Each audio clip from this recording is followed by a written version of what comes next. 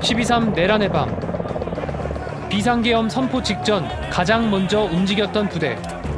국군 정보사령부 산하 북파공작 전문 특수부대인 HID 요원들이었습니다. 그리고 이들에게 떨어진 작전 개시 신호. 파렴치한 종북 반국가 세력들을 일거에 척결하고 자유 헌정 질서를 지키기 위해 비상계엄을 선포합니다. 요인 납치와 암살 등 특수임무를 수행하는 이들의 첫 공격 대상은 북한군이 아닌 과천 중앙선관위였습니다. 선관위 직원 30명을 체포하고 사무실에 구금하라는 임무를 받았습니다. 선거를 조작한 범죄자들이며 우리는 정당한 공무를 집행하는 것이라고.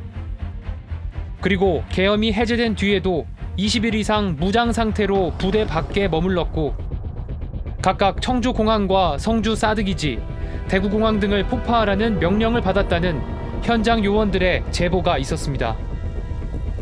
이들의 임무가 실행됐다면 상상하기 어려운 끔찍한 상황이 발생할 수 있었습니다. 만약에 이게 실행이 됐다면 절대 100% 성공이에요. 절대 실패는 있을 수 없고 실질적으로 저희의 임무 자체가 북한 요인 암살, 납치, 문건 절취, 습격 파괴 이런 것들이 이제 저희 주된 임무다 보니까. 지난해 12월 3일 내란의 밤에 동원됐던 특전사와 수방사 그리고 방첩사. 이들 외에 우리가 반드시 짚고 넘어가야 할 부대가 바로 정보사령부입니다. 이 정보사엔 HID라고 불리는 북파 공작 부대원들이 소속돼 있습니다. 북한에 침투하거나 암살, 파괴 공작을 주 임무로 하는 이 요원들에게 12.3 내란 세력은 선관위 직원 체포 임무를 맡겼습니다. 스트레이트는 실제로 선관위 직원 체포 명령을 받았던 현직 HID 요원들의 검찰 진술서, 그리고 전직 HID 요원들의 증언을 통해 내란 당시 이들이 맡았던 임무를 자세히 분석했습니다. 작년 12월 3일 밤 9시 30분, 계엄이 선포되기 1시간 전, 경기도 판교 정보사 100여 단 사무실에선 선관위 직원 체포를 위한 사전 준비가 진행 중이었습니다. 당시 소집된 정보사 요원 36명 가운데는 HID, 즉 북파공작 요원 5명도 포함돼 있었습니다. 문상호 사령관이 이제 곧 계엄이 선포될 것이다. 선관위에 대한 부정선거를 우리가 밝혀내기 위해서 선관위로 간다고 말했습니다. 이들을 지휘했던 건 정보사 정성욱, 김봉규 대령. 이들은 12.3 내란 사태의 비선 기획자 노상원 전 정보사령관의 이른바 롯데리아 회동에 참석했던 인물들입니다. 노상원 장군이 특수요원 중에 사격 잘하고 폭파 잘하는 인원 7, 8명을, 우회 공작 요원도 마찬가지로 일 잘하는 인원을 선발하라고 했습니다. 조금 특이한 것은 인원을 선발할 때 전라도 출신은 빼라고 했습니다. 그래서 처음에 생각한 인원 중에 일부를 바꾸기도 했습니다. 파괴와 암살을 주 임무로 하는 최정예 공작 요원들에게 야구방망이와 케이블 타이 등이 지급됐고 선관위 직원 체포 지시가 내려졌습니다. 정성욱 대령으로부터 선관위 직원 30명을 체포하고 사무실에 구금하란 임무를 받았습니다. 알루미늄 야구방망이, 복면, 케이블 타이, 테이프, 망치를 지급받았고 체포에 불응하면 해당 장비를 사용해 위협을 가해서라도 잡아오라고 했습니다. 노상원 수사단장을 경호하는 역할이었고 수사단장이 취조할 때 취조 대상자가 해하려고 하면 보호하라는 지시를 받았습니다. 선관위 직원들을 체포해야 하는 이유는 그들이 부정선거를 저지른 범죄자이기 때문이라고 했습니다.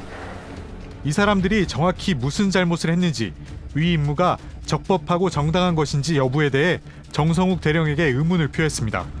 그러자 정성욱 대령은 위 인원들은 선거를 조작한 범죄자들이며 우리는 정당한 공무를 집행하는 것이라고 말했습니다. 명령에 무조건 복종하도록 훈련받은 북파 공작 요원들이었지만 북한군이나 간첩이 아닌 선관위 직원을 체포하라는 지시를 받자 주저했던 이들도 있었습니다.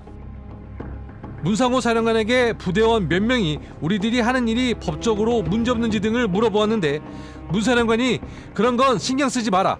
모든 건 내가 책임진다고 했습니다.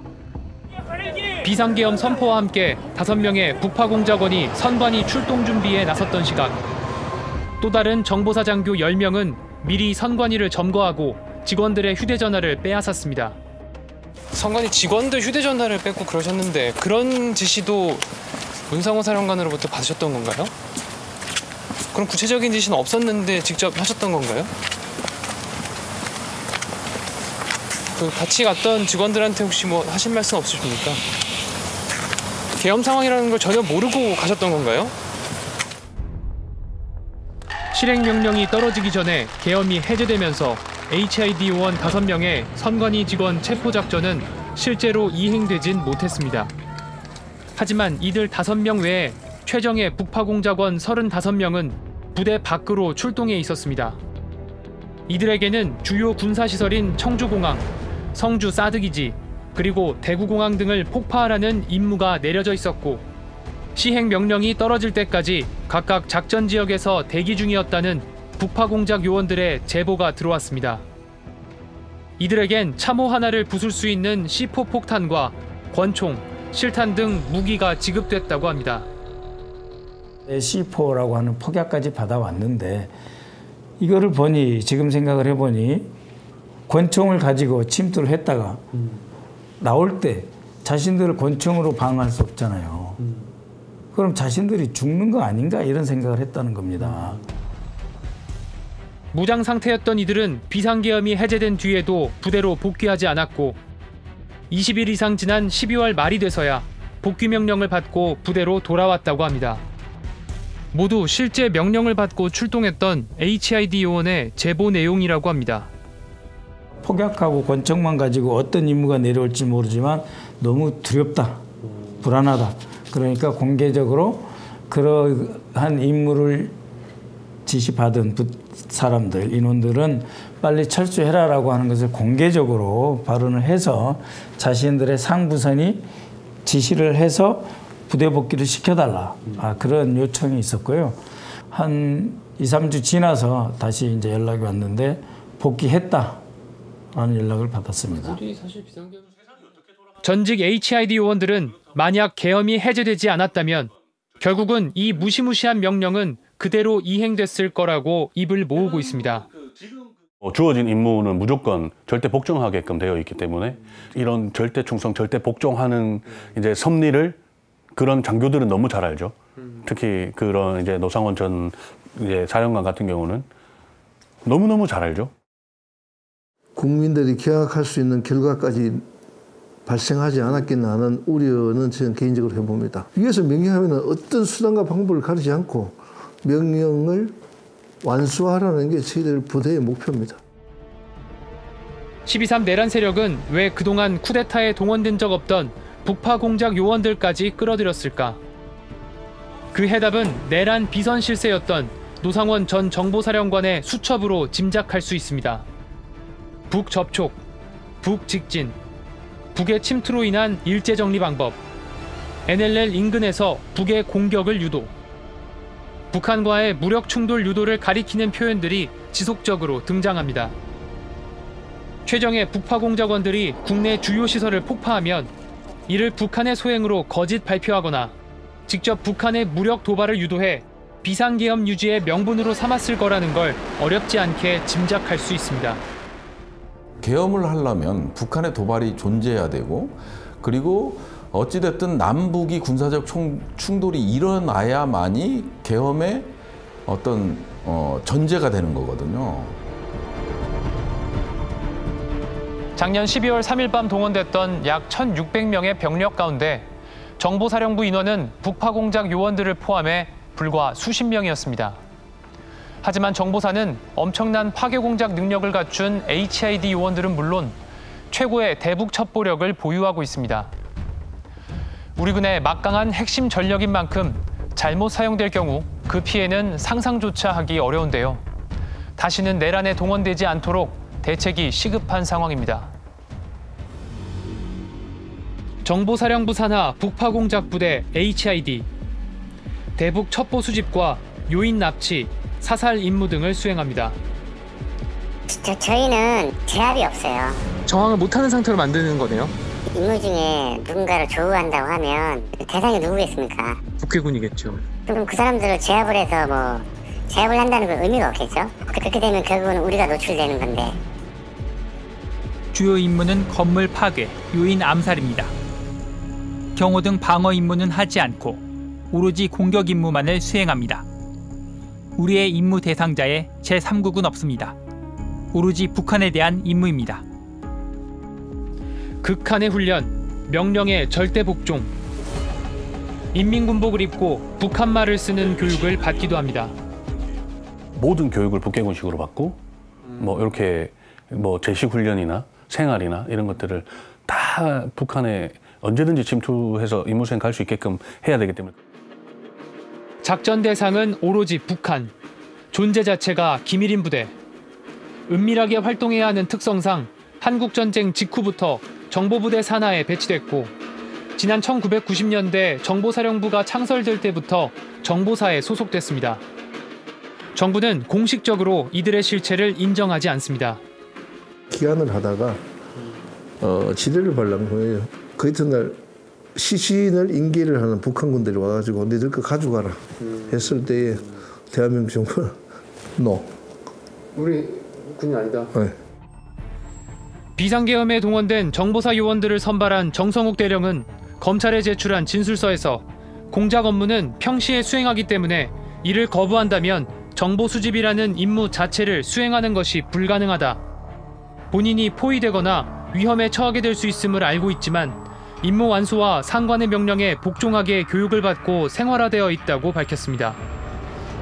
공식적으로는 존재하지 않는 부대인 만큼 주한미군의 눈을 피해 또 한미연합사령부의 통제를 피해 은밀하게 움직일 수 있습니다.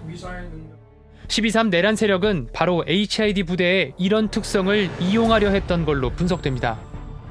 군들은 이제 한미 연합 체계에서 움직이는 거고 합참이 작전 지휘권을 갖고 있잖아요. 근데 이제 정보사는 달라요. 네, 저희는 이제 VIP의 오더에 의해서 예, 바로 실행을 합니다. 주적인 북한을 향해서 이렇게 키워지고 만들어지고 예, 하는 곳이 저희다 보니 그리고 저희는 뭐 그런 뭐 한미연합사 오더가 없습니다. 정보사령부는 이들 HID 북파공작원들 외에 우회공작 요원들도 보유하고 있습니다. 우회공작 요원, 영화 공작에서 묘사된 것처럼 대북 첩보 수집뿐만 아니라 신분을 위장해 북한 측 인사와 접촉하거나 다양한 대북 공작, 이른바 스파이 활동을 하기도 합니다. 정보사가 보유한 또 하나의 부대, 지리공간 정보여단은 미군 위성자산으로 북한 군부대와 김정은의 행적을 실시간 밀착 감시합니다. 이런 막강한 파괴력과 대북 정보력을 보유한 만큼 정보사 전력이 올바르지 못한 목적에 동원될 경우 그 피해는 상상하기 어려울 만큼 끔찍할 수 있습니다. 오로지 북한과 관련된 요인 암살, 뭐 폭파, 소요 뭐 이런 임무를 담당하는 부대이기 때문에 또 이용하기가 쉽고요. 임무에 대해서 이게 왜 하는 거냐 물어보지 않고 임무를 수행하거든요.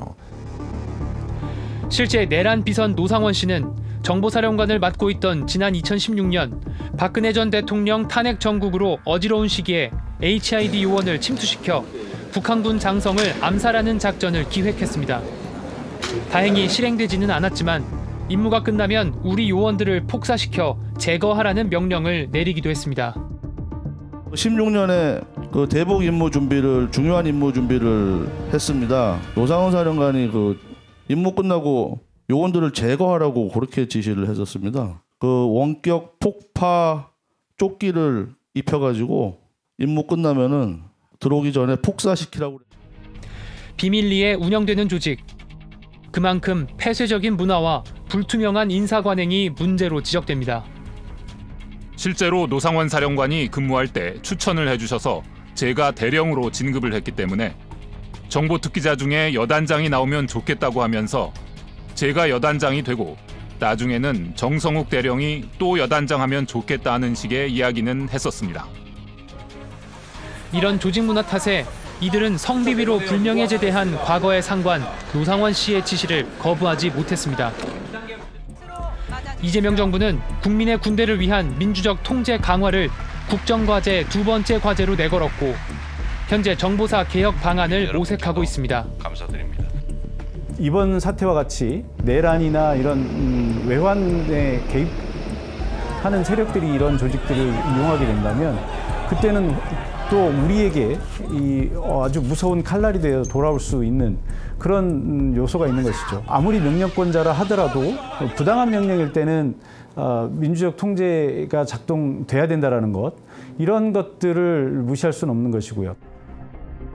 우리 군의 핵심 전략 자산인 만큼 정보사의 전력을 약화시키지 않으면서도 오로지 국민을 위해 존재하는 군대로 다시는 내란 또는 외환을 꿈꾸는 세력이 발붙이지 못하도록 바람직한 개혁 방안이 마련돼야 합니다.